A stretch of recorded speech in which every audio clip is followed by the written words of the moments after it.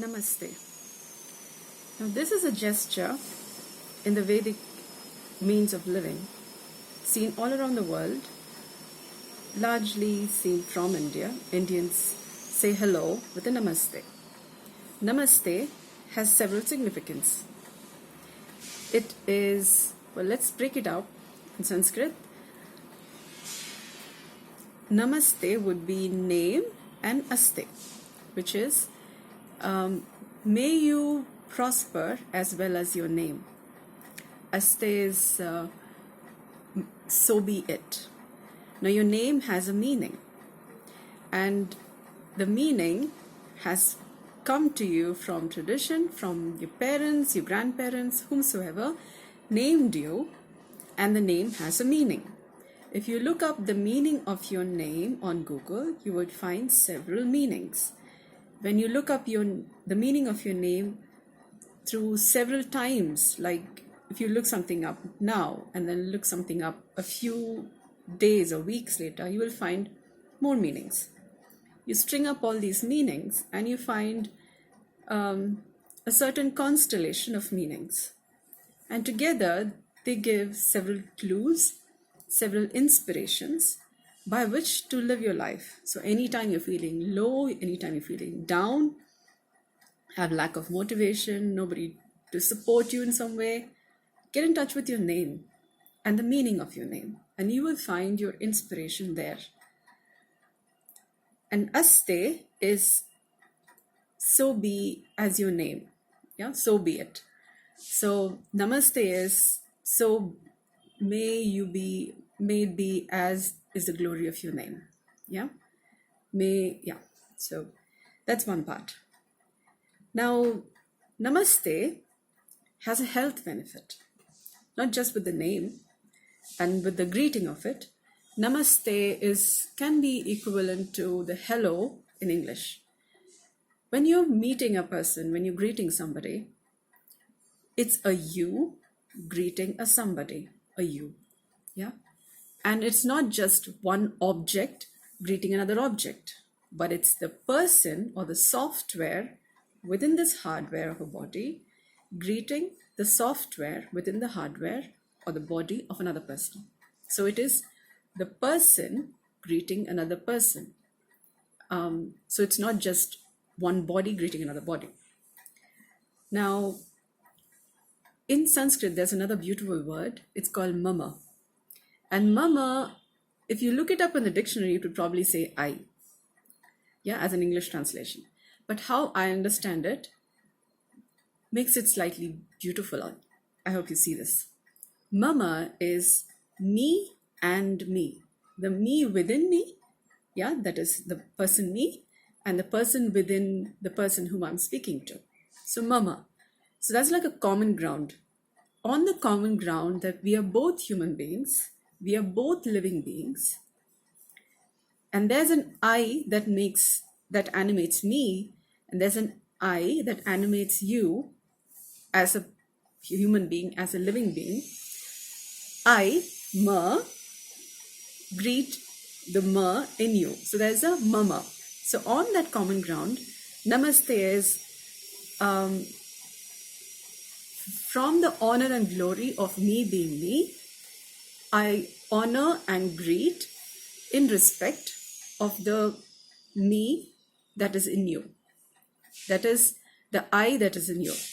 The person I as an identity, as a singularity that is in you. Now, there's another something beautiful with the namaste, and that is one half and the other half. Yeah? When you see any living being, let's just see this. There's a symmetry between the left and the right. Say in the Chinese references, you hear of the yin and yang. So there is a white and the black. Yeah, the yin and yang symbol has a white and the black. Now within a person, if you look, you can check this up on Google too. It says a male, yeah, the human body may be said to have a male side and a female side. Yeah, the male side is said to be the bodily portion is said to be on the left, is said to be the male side, and the bodily right side of a person is said to be the female side. In the head, the right side is said to be the male side and the left side is said to be the female, because anatomically the nervous system goes through a cross, so that the left side is supplying the right side of the body. The central nervous system is distributed in such a way such that the left side is managing, healthifying the right side, and the right side of the nervous system, one of the channels from the nervous system supplies and healthifies the left side. Yeah. So there's a male and female thing.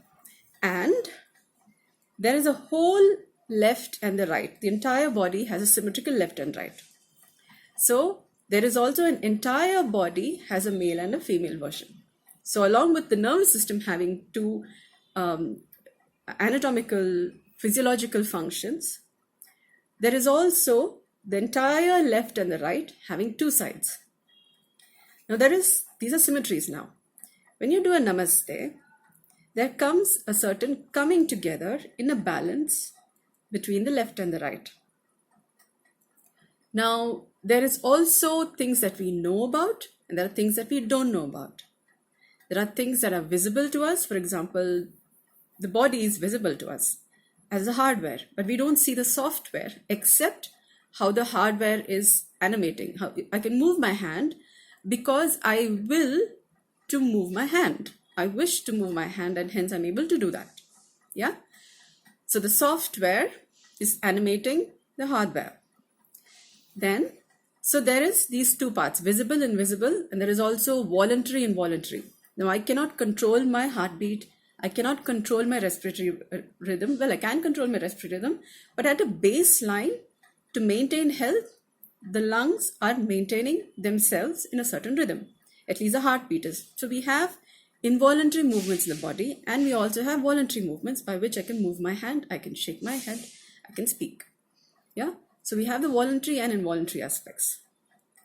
And there is the known, and there are things that we know about, and there are things that we don't know about. If you see the Johari window, it has I know that I know that I don't know, I don't know that I know, and then I don't know that I don't know. So we have the knowing aspects and we have the don't know aspects as well. So when we do a Namaste, we are honoring all of this. All of this is coming together in a junction, which is not impinging on each other and is also not a push-pull. We can do that, and that has its own effects, versus we're just placing our hands gently in mindful honor and respect of each other, of each hand, that one side versus the other. And there are nervous connections between the skin, between the two palms, which is coming together, but not in a competitive manner, not in a, I'm greater, you're lesser manner, nor in a push-pull, oppression or suppression, offense-defense manner. But it is just coming together as though saying hello.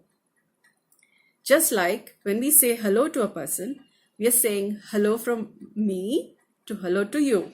Namaste is also murmur, me to me. Yeah. So we have a namaste.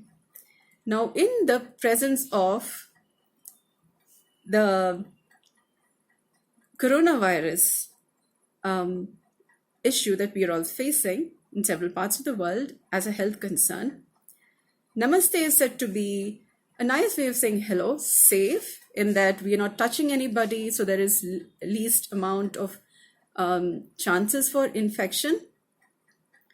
This also, when practiced in our own homes, no matter where we are, when we practice this often through the day, we are actually balancing between the known and the unknown, visible and invisible,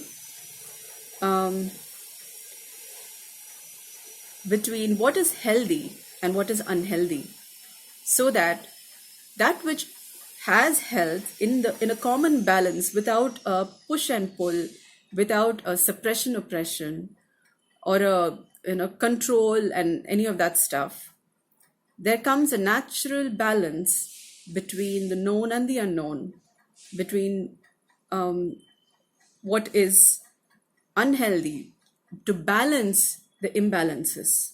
This helps to balance imbalances.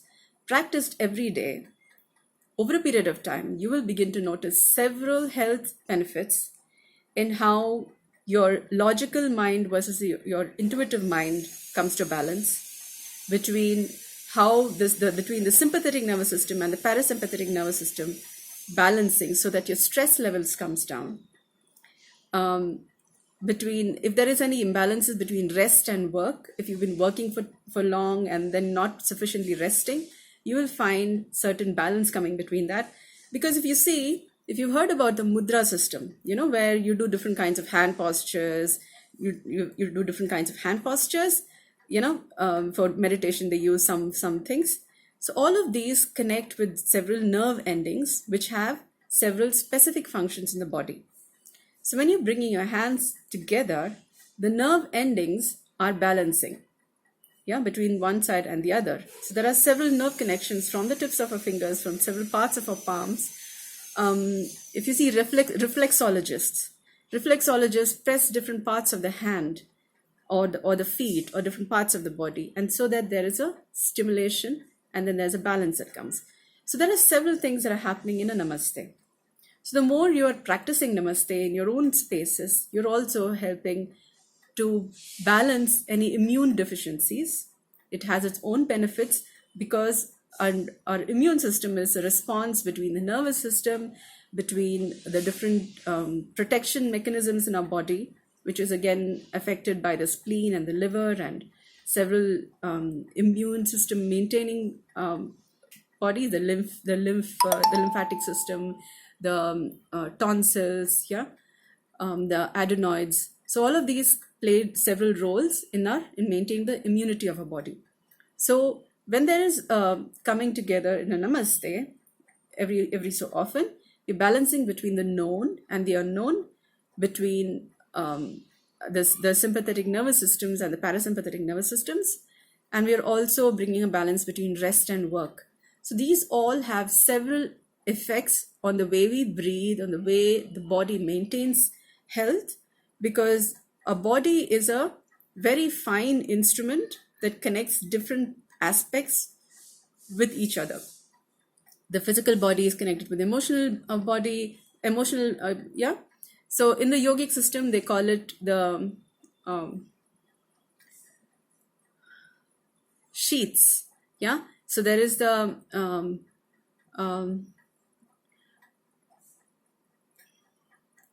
they're called koshas. So we have the Annamaya kosha, which is the food and input based physical aspect. There's the Manomaya kosha. Manomaya kosha is the mind and energy and the psychic constitution. Then there's Pranamaya kosha, which is the breath and the life force and all of them coming hand together. Then there's Vijnanamaya kosha, which is more the intellect and that which has us think in terms of words, in terms of knowledge-based information bits, so that we are, well, it's a little bit scientific, so there's cause and effect and all of that. And then there's Anandamaya kosha, which is joy and bliss, and well, you could call it a certain amount of a certain spiritual spiritual aspect, but it's more joy and being able to be in bliss. And so when there's a balance between all of this, we have happiness. So health also is maintained very well with that. So this Namaste has a beneficial role in balancing all of these different aspects, different koshas, the different sheets that makes a person a person. So our health is a very fine tune between all of these different aspects that makes us. The physical aspect, energy, emotion, intellect, spirit, knowing, gnosis, that is what we know and what we don't know, because that also makes us, because we know things, there are things that we don't know even about ourselves. And there are things in the world that we know about. Say, for example, I know how to drink water, I can cook something, but I don't know about rocket science. I don't know how to make a rocket. But I know that there are rockets, and I also know there are people who know to make rockets. Yeah. So there are things I know, there are things I don't know. So that, and then there's also a certain mystery by which we are able to move about. So we don't know how is that one person is healthy and another person is not. So there are some certain aspects of mystery. So all of this makes us us. So in a namaste, what we know and we don't know, and what is visible and invisible, what is voluntary and involuntary, come together in a very fine balance. The more we practice this, there is a balance between our different aspects, and it helps to maintain our health better. Namaste.